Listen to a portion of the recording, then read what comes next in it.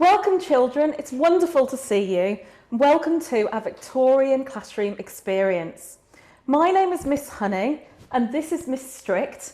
If Miss Strict looks a bit bad-tempered and cross, please don't worry. Victorian teachers were often like that in the past. Now I can see that a number of you have come dressed in Victorian uniforms, and I'd like to say how fantastic you're all looking, and thank you so much everybody for joining us. Children, sit up straight, please. Face the front and fold your arms. Repeat after me. Good afternoon, Miss Strict. Good afternoon, Miss Honey. Thank you. Now, some of you are already moving around. This is going to be a very tightly run classroom today. And when you're in our school, we expect you to behave as well as you possibly can. I am expecting us to have some discipline problems today, but we are going to try and teach you, and we're going to start off by teaching you some of the rules of our classroom. So please sit quietly, face the front, and listen as Miss Honey explains. Hello children. So our classroom rules today are: rule number 1, children must attend school regularly and punctually. Punctually, children, means promptly. It means that you must arrive on time. A couple of you arrived a little bit late today, and if that continues, I'm afraid there will have to be some punishments. Continue, Miss Honey. Rule number 2, hands and face must be clean and school uniform must be neat and tidy. I would like you to show me your hands, please. Hold your hands towards the screen. And I would like to see the backs of your hands as well, please. Very good. I'm glad I can't see any. Somebody, I'm afraid, has painted their fingernails, Miss Honey. I would prefer to see fingernails in the colour that nature intended, but I don't see any jewellery, and I'm happy about that. Could you please hold up your boots for me to inspect them? Hold them up to the camera, please. Lift up your feet and show me your boots. Not everyone is wearing boots. Some of the boots that I can see are quite disgraceful. I think some of the children must have walked through the mud to get to school today, Miss Honey. Not everyone is wearing the correct uniform, but some people have made an effort. Right, continue, Miss Honey. Thank you, children. So rule number 3, children should use good manners at all times. Rule number 4, children must sit still and pay attention in class. Rule number 5, children must call teachers Miss or Sir. Rule number 6, children must wait until they are asked to speak, and then they must speak clearly. Rule number 7, children who are truant, that means away from school without permission, behave badly or produce poor work, will be punished. And finally, and this is the last one, children must write with their right hand only. However, just for an exception today, if you are left-handed, we won't worry about punishing you today. Thank you very much, children. So we are going to get you to do some work today, but before we start, Miss Honey, do you have anything to show the children? I do. So children, I'm now going to show you some of the things that you might expect to see in a Victorian classroom. So first of all, we have this item here. Now this is a slate. You might have seen one before, and you can see that there is a pen attached. Now pens and paper were very expensive in the past. So when children were first learning to write, they would write on a slate like this, either with the pen or they could use chalk.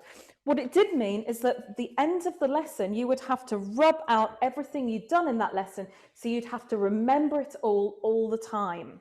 Now, when children got a little bit better at writing, they would move on to using something called a dip pen, which is this one here. Now, you might be familiar with something quite similar. This is called a quill, and this is something they used before the Victorian era, and this was made using a feather. But by the time we get to the Victorian times, you can see they're made out of either wood or made out of metal. And what you would do is you would have ink, which you would dip the pen into repeatedly because there's no cartridge to hold the ink, and you would write using that. Now, I know some of you have been able to make your own dip pen and ink ready for the session, which is fantastic, and you will get an opportunity to use those in a moment. The ink, which was often made by the children themselves, could be made by using something like this. This is an oat gall, so these are items that grow on trees, and you could grate them, mix them with some vinegar, some water, and make your own ink. Or, as some of you, I think, have done for today's lesson, you could make your own ink by using something like blackberries or other types of dark fruit and mixing them up with a liquid. So that's what you would use. Now, I want to just say a couple of things about punishments before we start. Now, this here is what we call a cane, and it's quite a bendy bit of wood. And in the Victorian times, lots of teachers often used something like a cane, and they would beat the children with it, either on the backside, on the back of their legs, or on their hands. And believe me, it would hurt a lot. But not all teachers believed in using the cane. Miss Honey does not like to use the cane, but I do. I'm very keen on the cane. And here, I'm just going to show you a page. This is a picture from a book called a punishment book, which were often kept in the Victorian times.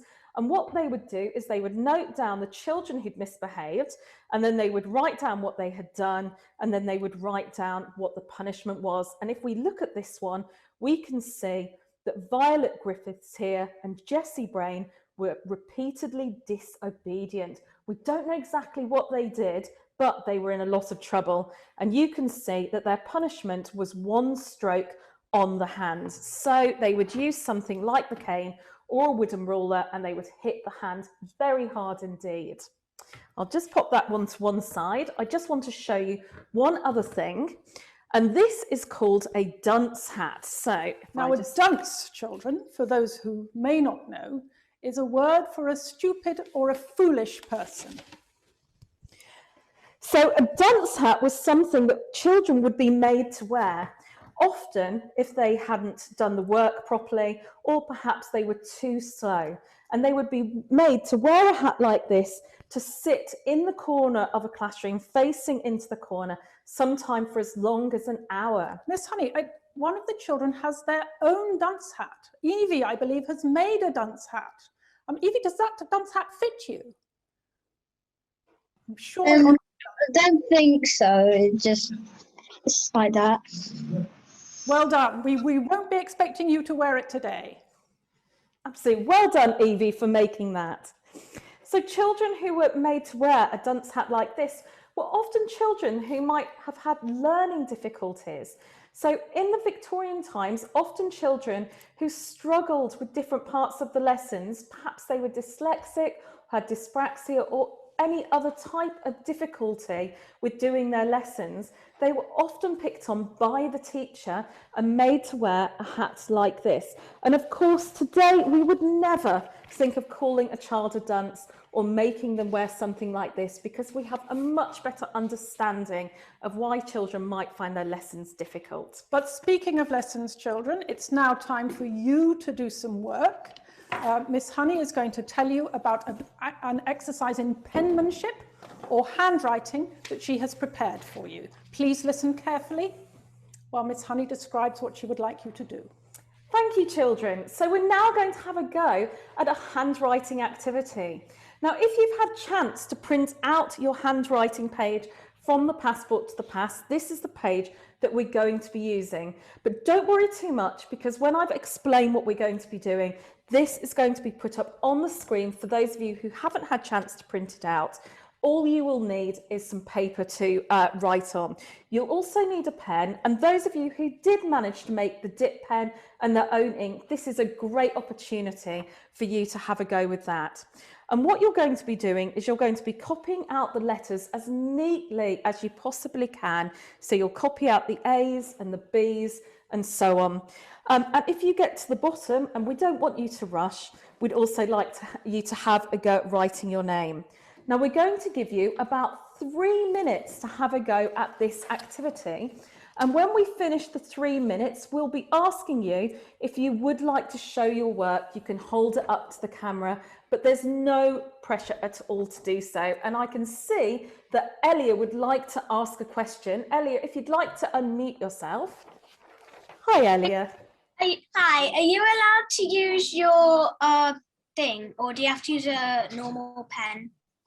Do you know, I don't mind what you use to write with. So a pen or a pencil, or I can see that you've got a beautiful quill, which is perfect for this kind of activity. So do use that, but otherwise, whatever you've got at hand. Just make sure your writing is neat and tidy, please, Elia. Thank you. Okay, so we're going to give you approximately 3 minutes. So when you're ready to start, start.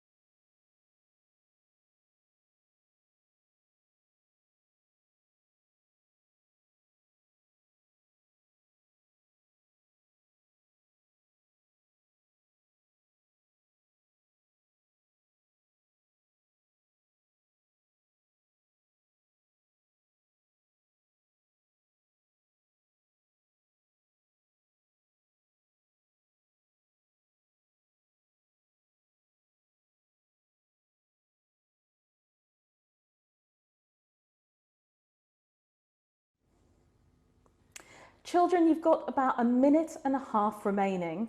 If you've only just joined the group, just to let you know that at the moment the children are doing a handwriting exercise. So if you've got a pen or a pencil and some paper, you can have a go at copying the letters that you can see on the screen now, and we'll be chatting about them in about another minute or so. Thank you.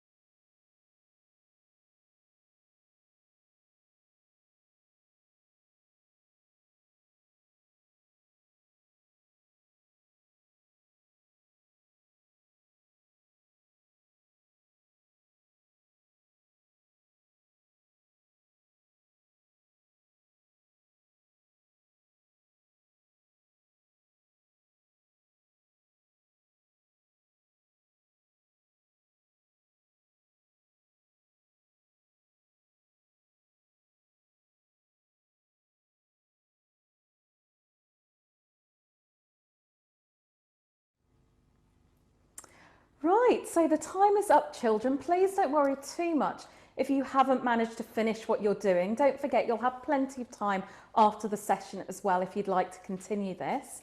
So if those of you who'd like to share what you've done would like to lift them up so that we can see them on the cameras. Oh, fantastic, children. Wonderful. We've got some beautifully written letters there. That is really, really well done. Miss Honey, I am surprised. There is some excellent work here. I cannot see a single blot. I'm absolutely astonished. Yes, well done, children. You've really done a fantastic job there. So if you'd like to put down your exercises now, and like I said, you can come back to this later on. What I'm now going to do is I'm now going to show you some real exercise books from the Victorian times.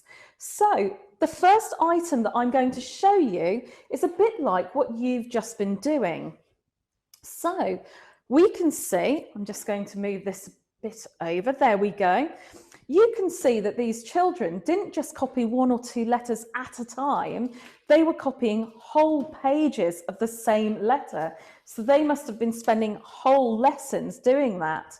So if we flick through, we can see some L's, we can see some N's, we can see some M's. And as we go through a little bit further, and as the child obviously got better and more confident, they started to write full words, and you can see that they start joining up as well. So a lot of work has gone into that. Isn't that just beautiful? So we'll pop that one to one side now. And what I'd now like to show you is an arithmetic book. So this is for maths. And I'll just show you a few of these pages. Now, if you're looking at this and seeing the beautiful handwriting, you can probably guess that this is maybe a slightly older child who is writing these books, but you can see that he has, and it is a he, it's Henry Clark is the name of the boy who was writing this one. You can see that he's done lots of sums, very much like you do at school. And you can see he's trying to do maths problems. And again, I mean, we wouldn't necessarily expect this kind of writing today, but there, and you can see some of the drawings as well that he's done. And it was very important, whatever school you went to, even though they may have been quite different from school to school about what you learnt, everybody learned to read and to write and to do arithmetic. They were very important indeed. I think I remember that boy, Henry, Miss Honey. What year was that? That would have been 1853. Ah, yes. Yes, I do believe I do remember him. Yes, very good pupil. Very, very able student. Beautiful handwriting. I'm now going to show you a different type of book. So once children became very good at writing, they were often given a book like this, and it's called a penmanship book. And what it was a book where they'd written printed very lightly the words, and the child would take their dip pen and they would go over the letters in order to learn how to write. And you can see this really is a wonderful book. And we can see here we have a little saying. There's lots of sayings in here. And this one is one that is a Christian saying, so it's religious. And quite a lot of schools at the time taught a lot about religion. But it wasn't just Christian. They also had Jewish schools as well. And they had some schools where they didn't have any religion at all. And we can see, there we go, these beautiful pages. There we go, they're learning about the different continents there. And then towards the back, we have some really great project work. So as well as copying out letters, we also have writing about, for example, here, railways. And if we carry on, we can see they're writing about Lord Nelson. So this must have been a history lesson. And if we turn over, we can see that John Philo, and that's whose book this is 1850, he's also drawing some pictures as well, just like you might do at he was school. a fine artist, I remember. He certainly was, and here we can see a lovely picture of a horse. There we go, and we've got a castle, and we have also a boat here. So really a wonderful book. And then I just want to show you one last item. Now, every school at the time kept something called a logbook, and they would write down the comings and goings in the school. So everything from who was attending lessons, punishments, illnesses. And I want to just show you 2 items. The first item I think is of interest because of today with the pandemic. So all of you will have over the last year had to take time off school. But in the Victorian age, this wasn't very unusual. Today, it very much is. And if we open this, we can see a list of the illnesses that children might suffer from, such as scarlet fever, diphtheria, measles, German measles, whooping cough. And it tells you not only what to look for to see if children were suffering from it, but it also told you the amount of time that they had to have off school to make sure that they didn't pass it on to other pupils. And if lots of children in a school had one of these diseases, like today, they would close the school altogether.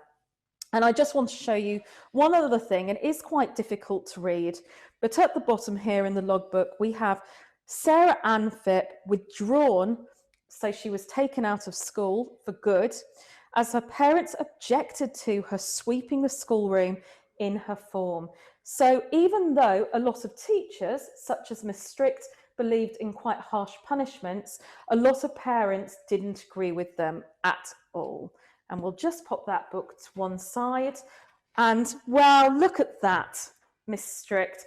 This is a photograph of one of our old classes, and they were a lovely group of children. I don't remember them as a lovely group of children at all, Miss Honey. I remember them as a very unruly and wild lot of children. I'm quite sure nothing good would have become of any of those children. Lovely. Thank you very much. But Miss Honey, I do believe it is time for my favourite part of the lesson, which is deportment. Children, deportment is my favourite lesson because it teaches children how to sit still without fidgeting, how to present themselves to the world with a straight back and a good posture. So that's what we're going to practice now. Now, before we start, you will need 1 or 2 books with a hard cover. Small books of this size work very well. Look around you and make sure that you have nothing underneath you that might break or be injured. I'm thinking particularly of younger brothers and sisters who might not appreciate having a book falling upon their head, any pets that you may have in the household, if you work on a farm perhaps, if you have any livestock in the vicinity. Once you have checked, we're going to start the activity. So sit yourself down, make sure you're facing the front, sit with your back as straight as you can and looking straight ahead. I will demonstrate for you. I'm going to have to put my cane down. Lift the book and place it upon your head. Once you're sure it's firmly there, Evie, yes, probably best without the cap. Once you're sure it's firmly there, carefully lower your hands to your sides.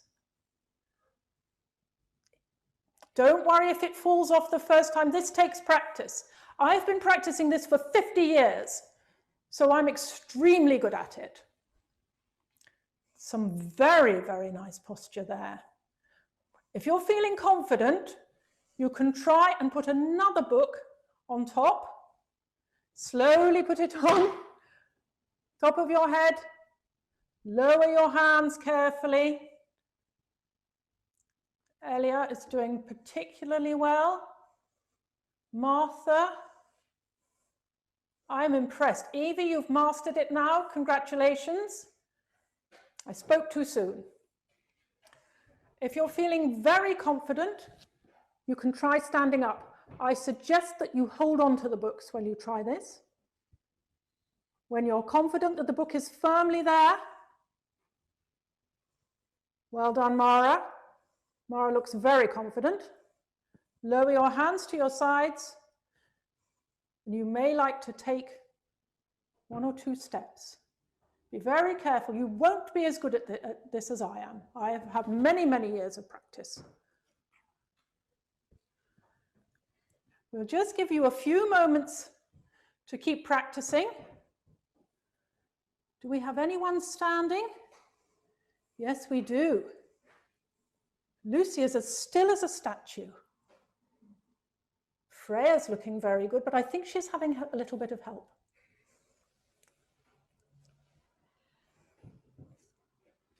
Well done, children. You're doing extremely well. We'll just give you a few more seconds, then carefully take the books from your head, place them down somewhere carefully. Books are very precious and must be treated with care. And sit yourselves back down when you're ready. Face the front.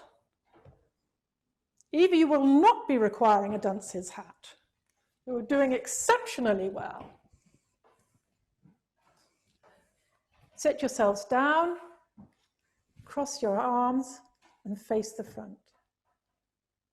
Well done, everybody. But because we've had a few time wasters, because there's been a little bit of dawdling, we're getting close to the end of school today, I'm afraid. Wonderful. That means it's time for the awards. Awards, Miss Honey. As you know, I do not approve of rewarding children because I believe, as many teachers of my age believe, that children learn best by being punished and by being afraid of their teachers. Whereas I believe that children learn best when they are rewarded and praised for their hard work. So now we're going to be giving out some awards.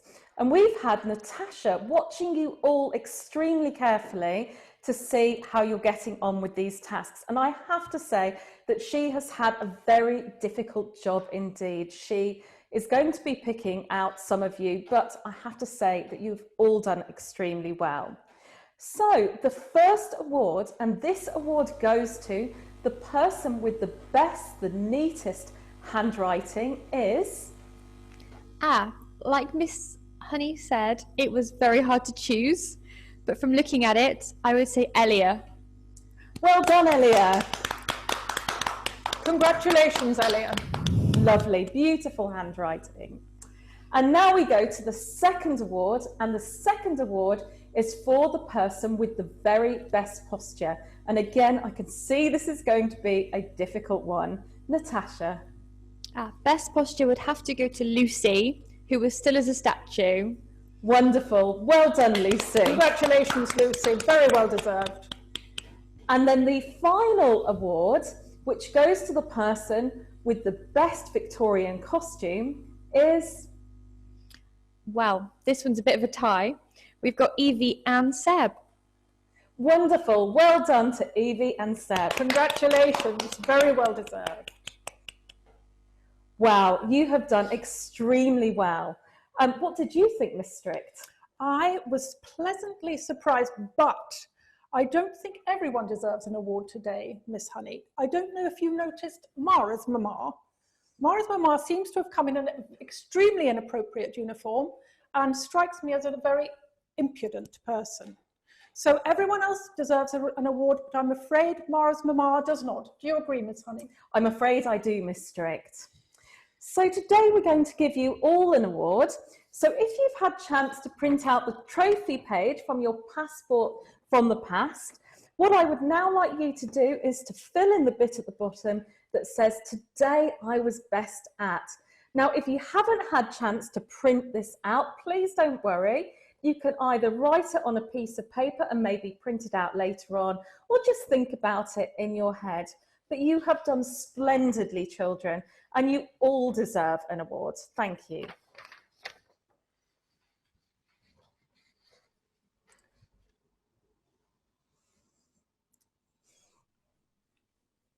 We'll just give you a chance just to jot those down. Is it almost time for the end of the lesson, Miss Honey? Yes, it must be. Goodness, that has gone fast, I confess. Are we going to have time for some children to ask some questions? We certainly are, Miss Strict. So once you've finished jotting down what you were best at today, have a think if there's anything that you would like to ask myself or Miss Strict. We don't know everything, but we know nearly everything.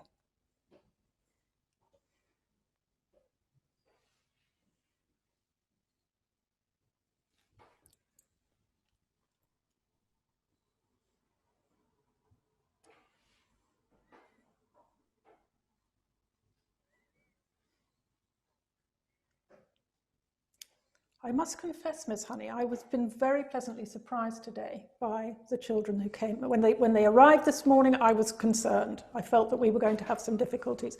But in fact, I've seen some excellent work. I've seen some beautiful deportment. And I'm going to put my cane aside, and I feel I'm not going to need it for the rest of the day. Wonderful. So we're going to start with a couple of questions. So I can see that Seb has got a question. Seb, if you'd like to unmute yourself. How did you ever got the cane on your hand? Oh, well, the teacher would make the student hold their hand out like this, and then the teacher would hit them on this part of their hand, the soft part of their hand, with the cane, and it was very painful. This would never happen in a school now, but that's what teachers used to do to punish children. Oh, Natasha, you've got a question that's come through for us. Yes, so Alicia and Thomas have asked, oh, let's have a look. Oh, no, do apologise. George has asked, what was the class size? Now that's a really good question because it really depended on the school that you went to. If you grew up in a small village, you might go to a school where they only had one class, and there might be as few as 10 pupils there, but it might be quite a hard class to be in anyway, because those children often would range from 5 years old to 12 years old, so it would be quite difficult. Other schools, particularly in cities, sometimes were as large as 100 pupils in one class, and that's why a lot of the time they expected them to sit silently and listen and repeat what the teacher was saying. And sometimes they would even take the best pupils and get them to teach smaller groups of other students. Elia has been sitting very quietly with her hand up, Miss Honey, and I would like to give her the opportunity to ask her question. How do you get the ink off? By scrubbing really hard. Unfortunately, if you do get ink on your fingers, and if you're a Victorian people, that would happen a lot. Yes, and we can see Lucy showing us her ink-covered fingers. You would have to use a lot of soap, and it often takes a few days. So if you've got ink on your fingers, don't worry too much. That was just part of going to school in the past. Okay. Natasha, you have another question. Yes, so we have another question from Coco. How many days a week did they go to school? Want to take this one? I don't know the answer, Miss Honey. Really? It depended a lot on what school you went to, but most schools were open Monday to Friday, and generally they worked from 9 o'clock to 5 o'clock, although some schools started as early as 6 in the morning. There were some schools, especially boarding schools, where you also had to go to work on a Saturday, and that is still the case today. If you go to a boarding school, quite often they work 6 days a week. Freya has her hand up. Freya, did you have a question for us? She does, but it's more appropriate that I reinterpret that to say, do you have toys in your classroom? I never have toys in my classroom, Freya, because the classroom is a place for work and study. Some teachers, I think, have a slightly different attitude. Miss Honey may feel differently. We don't have many toys in our classroom, but we do sometimes have other things that children can have a go at. So, for example, behind Miss Strict, you can see an abacus, and this was a computer, like a computer for the Victorian times, before they had computers as we know them, and they used these to do sums on. And that is probably as close to a toy as they had in a Victorian classroom. Natasha, another question. Yes, so Scarlett has asked, were there any private schools? Oh, what a good question. What a good question, Scarlett. Yes, there certainly were. There were all types of schools. So lots of private schools have been around for about 500 years. They're often quite old, and they would charge a fee. So children going to those schools, just like today, would have to pay a certain amount of money, although sometimes they had special places just for poorer pupils. There were other schools in the Victorian times called ragged schools that were for children who for whatever reason were extremely poor. They often lived on the street. Sometimes they were criminals. Sometimes they stole things to live. And those children went to a ragged school where they would be given a hot dinner. They would be taught how to read and write, and they would be looked after. So they were very important as well. So there were all types of schools in the Victorian era. Elia has her hand up again. Oh, and Evie, we'll come to you next, Evie. I was just wondering, why are Victorian schools so strict? Well, Elia, I'm glad you asked that question. In Victorian times, children needed to be taught, And many adults felt that children would learn best through being punished and through being afraid of their teachers. As time passed on, we learned differently, and some teachers like Miss Honey realized early that actually children learn better when they are nurtured and when they are encouraged. But many people in Victorian times, many of the teachers will have had very strict teachers of their own and didn't realize that children actually respond better to kindness and encouragement. And parents as well were often also very strict, so the children would be used to it. There are lots of parents at the time who would think that if children misbehaved, that they also had to be punished by being smacked or something similar. So often children were just very used to this, although perhaps they shouldn't have been. Do we have any? Oh, Evie, you had a question, didn't you? How much were teachers paid? Not very much. At the time in the Victorian era, they weren't paid very much at all. And because they weren't paid very much, it tended to be unmarried women who were mostly teachers. A lot of the men felt that the salary, that what they were being paid was far too low. So they went off and got other jobs instead of being teachers. And that's why there were so many women teachers at the time. So I think we're getting to the end of our question session, but Scarlett had one quick one, which was what type of medicines would they have in schools? That's a really good question. It did depend again on the school. Unlike today, if we have medicines in school, they have to be special medicines that have been given by the parents to the school to look after in case their child needed it. Today, you couldn't just have lots of different medicines that you give out. But back in the Victorian era, they probably did have things like things to take away pain. They would have had things, obviously, if you cut your knees, bandages and so on, but probably quite basic. And don't forget that this is a time before the NHS existed. So in the Victorian era, if you were ill and you needed medicines or you needed to go to the doctors, you had to pay for it. So schools generally wouldn't have had very much at all. Okay. Great question. Is that the end? Have we got any more questions? Oh, Elia, you've got one last one. Go ahead. Yeah, just one last one. I was just wondering, what's that behind Miss Honey? That, board? yeah, that. I think that's the attendance board, Elia. Oh, I was So just that wondering. would be, there were 31 children in the morning session, 29 children in the afternoon session. So two children went home at lunchtime. We don't know why. And on Tuesday, the morning session had 29 children. The afternoon session had 14 children. So 15 children weren't in the session in the afternoon. It should be said that at the time, even though after 1870, you did have to go to school if you were between the age of 5 and 10, quite often they still allowed children to go and work on farms. So at harvest time, when they needed all the hands possible, they would still allow children to go and help their parents, help their grandparents, help their village. Quite often they might go and do things like cider making, which of course isn't something that you would be allowed out of school today, and especially you wouldn't be able to drink it. But in those days, you probably were allowed to drink it. So attendance at school varied quite a lot, and sometimes they would have had, much smaller classes than at other times.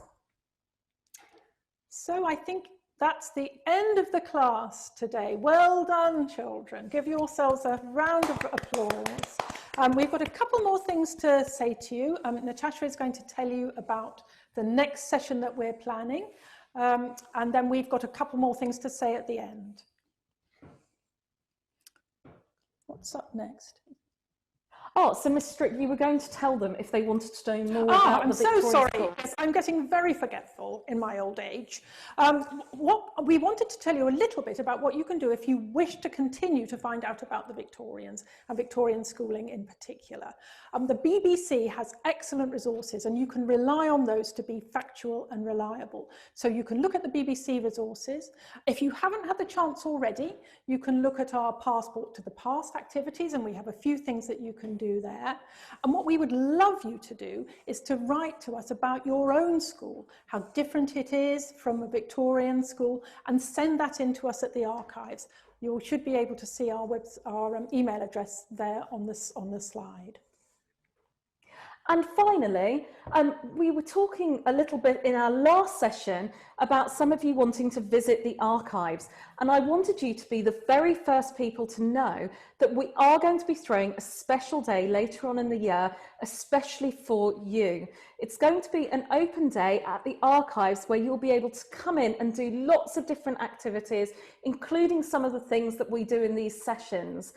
We don't have a date yet because of all the things going on with the pandemic, but as soon as we do, you will be the first people to know.